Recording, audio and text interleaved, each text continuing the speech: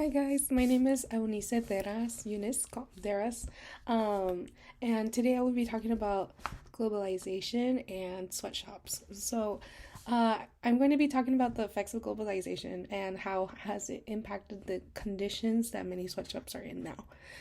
For my question is, how does the want of globalizing affect the conditions of sweatshops today? And a main topic I will mostly be going over in today's discussion is the main affected of supply and demand and the needless effect it causes to the work environment of sweatshops. And so I read in an article, academic journal, in Jill's Ebsben Shade's article, going up against the global economy, new developments in the anti-sweatshops movement. She says production systems where the buyer determines everything, including the cost of the product, which in terms we are willing to pay for a product. This does not always mean cheap, as she later states. This means that Nike or retailers like Walmart tells a factory that they are willing to pay a contractor cut costs until they can make the garment at that price. I want to point out that while Walmart can sometimes be on the cheaper side, Nike can also be on the more expensive side, where shoes can range up to thousands of dollars for something that may have cost tens of dollars to make, really. For example, the Nike Dior shoes sold for $2,000, in which at most possibly costed around $50 just to make it. This is the main reason I feel that the conditions of the sweatshops are not necessary in a way. Esben Shade as well continues stating how the contractors can do this by cutting labor costs, paying workers less, forcing them to do unpaid overtime, and laying them off when work is slow. This is a big issue that sweatshops have the effect of the livelihood of many people.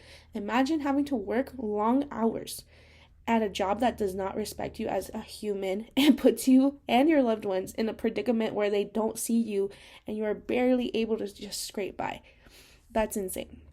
And so, as an article that I read as well, Sweatshops in Bangladesh, produced by War on Wants, it states how in December of 2010, a new national minimum wage came into force, the first wage increase for 4 years since then. Previously, the lowest paid garment workers earned merge around, I would say, 1,662 taka, which really 1 taka in Bangladesh would count to $0.00091 in the United States. That's less than a penny. That's crazy. So, and basically getting that. So they would earn around 1,662 taka a month, but they will now be able to earn 3,000 taka a month, an increase of 80%. However, this is still short of just the living wage, which is calculated to be around 5,000 taka a month. Adding that, some sweatshops are not paying their workers the living wages, and these type of conditions are what make people want to protest.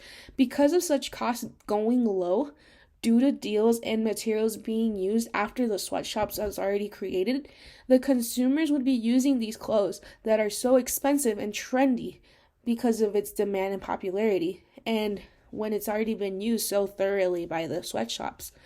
Within the same article by War on Want, it is stated as well that in 2010 there are more than 4,800 factories and 3.5 million people employed in the Bangladesh garment industry alone, producing cheap clothes under appalling working conditions for major UK and international brands.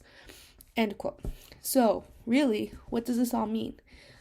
All the materials is just made cheap, yet sold so luxuriously due to trending and popularity brands like Nike, Gabbana, Gucci, Louis Vuitton, things like that. So globalization has taken an effect just by the mere fact that people want to buy materials and goods that are popular, but don't ever realize where these materials are actually made from. And, really, they're made from sweatshops. This is not something, of course, to not make people feel bad or guilty in any way at all about the clothes that they wear or feel any shame. But it shows how globalization is already working in that process. And so, because these countries and retailers are creating the material, it's cheap for the retailer to have the workers in sweatshops make this material, but the only gain it contributes most is the consumer because of the demand for the material it has become in other countries. Nike might just be another average shoe or average shoe store, really, but the demand only increased because of its popularity within the US millennial and Gen Z demographic alone. Now, I'm not blaming, of course, these generations because I'm one of them as well. And I am a consumer of Nike, which have amazing shoes and good quality, of course. But those shoes did not come out of anyone's machines, really. Like, they were made by scratch and by real people with real lives who need to earn a living for their families and for shelter, for food, just alone. And so, because the shoe has more demand, though, it gives more reason why the retailer to ask for more shoes like these by these sweatshop factories, and more deals become more evident to gain more interconnection within the retail and the factory itself. It's evident that the demand is not only reason why it's what shops are still happening today, but it also is one of the reasons why countries with poor economic statuses tend to lead more into sweatshops for even a possible career. Due to high demand really affects globalization and eventually would affect the workers' conditions within these factories.